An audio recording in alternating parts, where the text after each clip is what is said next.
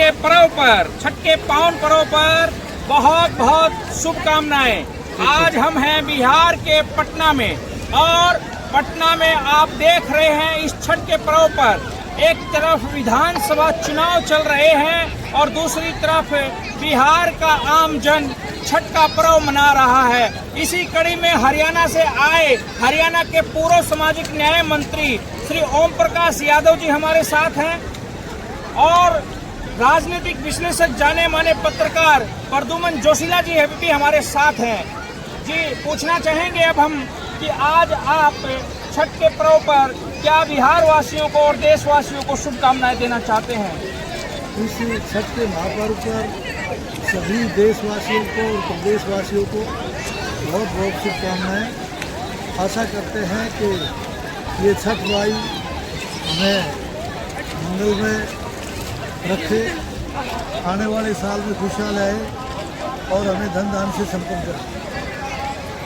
जी प्रद्युमन जी, आपका क्या कहना है इस छठ के पर्व के ऊपर और बिहार चुनाव को आप किस नजरिए से देख पा रहे हैं? सबसे पहले तो सभी बिहार वासियों को जो देश के अलग अलग कोनों में या दुनिया में कहीं भी बसे हुए हैं, उन सबको छठ पर्व की बहुत बहुत शुभकामनाएं। और जिस ढंग से चुनाव चल रहा है उस हिसाब से ऐसा लग रहा है कि बिहार में लोगों में बड़ा भारी उत्साह है चुनाव को लेकर के। जिस ढंग से छठ का पर्व यहाँ बड़ी धूमधाम से मनाया जा रहा है, उसी तरह से लोग 2 चरणों में जो वोटिंग होनी है उसमें बड़े भारी तादाद में पहुँच करके वोटिंग करेंगे। अगले कुछ एक दिन में बिल्कुल तस्वीर क्लियर हो जाएगी कि बिहार में नीतीश बाबू और बीजेपी का ही राज रहेगा या तेजस्वी महागठबंधन के साथ सरकार में आएंगे। और सबसे बड़ा फैक्ट्री चुनाव में प्रशांत किशोर कुछ कर पाएंगे या नहीं कर पाएंगे, ये भी अपने आप में बहुत बड़ा सवाल है, जिसके जवाब आने वाले कुछ एक दिन में पब्लिक के सामने होंगे। बिल्कुल सही कहा। इस बिहार के चुनाव के दौर में प्रशांत जी की क्या भूमिका रहेगी और क्या तेजस्वी कोई खेला खेल पाएंगे या नीतीश बाबू दोबारा से सत्ता में आ पाएंगे?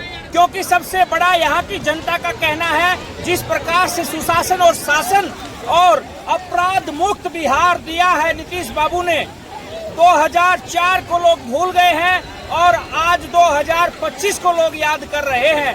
तो एक तरफ एनडीए की बढ़त आज के दिन दिखाई दे रही है। मैं किसी का समर्थन और पक्ष नहीं कर रहा, लेकिन मैं जो सच्चाई और वास्तविकता है वो बता रहा हूँ। और हरियाणा के पूर्व मंत्री ओम प्रकाश यादव जी का यहाँ पर यादव बाहुल्य में बहुत बड़ा प्रभाव है। और एक बहुत बड़े विषय की और अजब गजब बात आपको मैं बता रहा हूँ कि जहाँ जहाँ भी ओम प्रकाश यादव की पार्टी और संगठन ने ड्यूटी लगाई है, वहाँ वहाँ विजयी फतेह होके आए हैं। चाहे वो दिल्ली के बादली विधानसभा की बात हो, चाहे वो आगरा के 7 विधानसभा सीटों की बात हो, और हरियाणा में आप देख सकते हैं नारनौल विधानसभा से इन्होंने आज तक 3 चुनाव लड़े और तीनों चुनाव बहुत भारी बहुमत से विजयी पाए हैं। तो इनके साथ विजयी का तो जयकारा साथ चलता ही है। आपको इस बात के लिए भी बहुत बहुत बधाई है कि आप जहां जाते हैं वहीं विजय का फतेह आप जो है झंडा बुलंद करके आते हैं। धन्यवाद। एक विशेष बात इसमें और भी है। जी बताएं। कि जैसा बिहार के बारे में अक्सर चर्चाएं चलती रहती हैं, वैसा हमने जब बिहार आए तो वैसा कुछ नहीं दिखा। जो अपराध का गढ़ जिस बिहार को माना जाता था, वहाँ रात को 12 बजे भी हमने घूम करके देखा है, बड़ा ही शांतिपूर्वक माहौल है।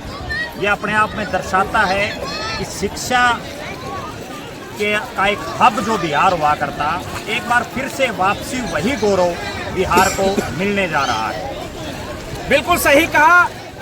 नालंदा विश्वविद्यालय से निकले हुए विद्यार्थी, कोई आईएएस बना हुआ है, कोई आईपीएस बना हुआ है, और इसमें भी कोई दो राय नहीं कि भारत में हमारे सबसे ज्यादा अगर आईएएस और आईपीएस अधिकारी हैं तो वो बिहार से ही निकल करके आए हैं। तो आप सभी को पुनः एक बार इस छठ के पर्व की बहुत बहुत शुभकामनाएं। धन्यवाद। जय हिंद, जय भारत।